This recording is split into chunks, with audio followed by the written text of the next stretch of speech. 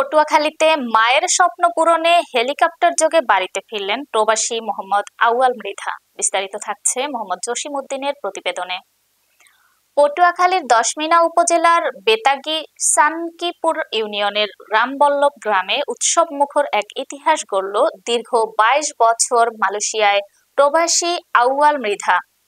২২ বছর প্রবাস জীবন কাটিয়ে হেলিকপ্টার যোগে দেশের মাটিতে পা রাখেন আউয়াল মৃধা। গতকাল মালয়েশিয়া থেকে হযরত শাহজালাল আন্তর্জাতিক বিমানবন্দর অবতরণ করেন।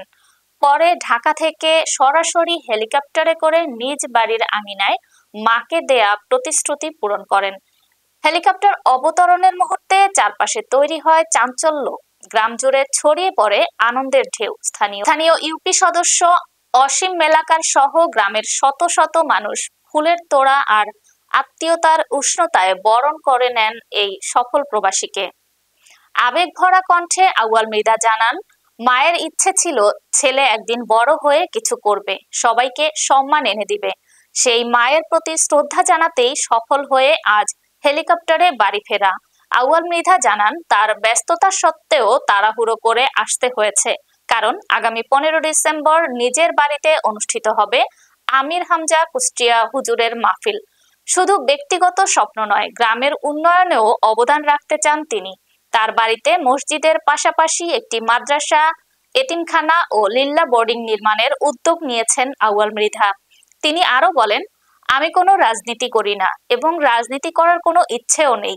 আমি শুধু গ্রামের মানুষ যাতে ভালোভাবে থাকতে পারে এবং কোরআন শিক্ষা সহ এতিম অসহায় শিশুরা এতিমখানা থেকে লেখাপড়া করতে পারে, সেই দিকটাই আমার মূল লক্ষ্য। স্বপ্ন সন্তানের সাফল্য ও মায়ের প্রতি ভালোবাসা ভরা এই হেলিকপ্টার যাত্রা রামবল্লভ গ্রামকে পরিণত করেছে আনন্দ উৎসবের মিলন মেলায়। আমার মায়ের স্বপ্ন ছিল যে আমার ছেলে একদিন হবে, বড় হবে, দেশের জন্য কিছু করবে। এই জন্য আমার মায়ের স্বপ্ন। আর আমি এই জায়গায় এই মাটিতেই দাঁড়িয়ে বলছি, এই জায়গায় আমি এমন এক ভালো কাজ করব। মাদ্রাসা, লিল্লা বোর্ডিং, হাফিজি মাদ্রাসা, যা ৮,০০০ মাদ্রাসার সিস্টেম আমি করব। সবাই যদি আমাকে সহযোগিতা করেন, আল্লাহ পাক রব্বুল আলামিন যদি আমাকে তৌফিক দান করেন, তাহলে আমি এটা আমার আশা। সবাই গ্রামবাসী, মহল্লাবাসী, এই এলাকা সবার জন্য চেষ্টা করব।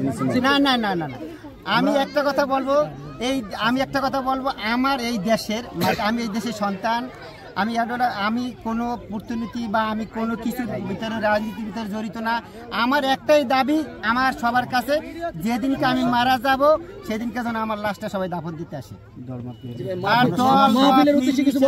আর কিছু আমার কোনো কিছু নাই।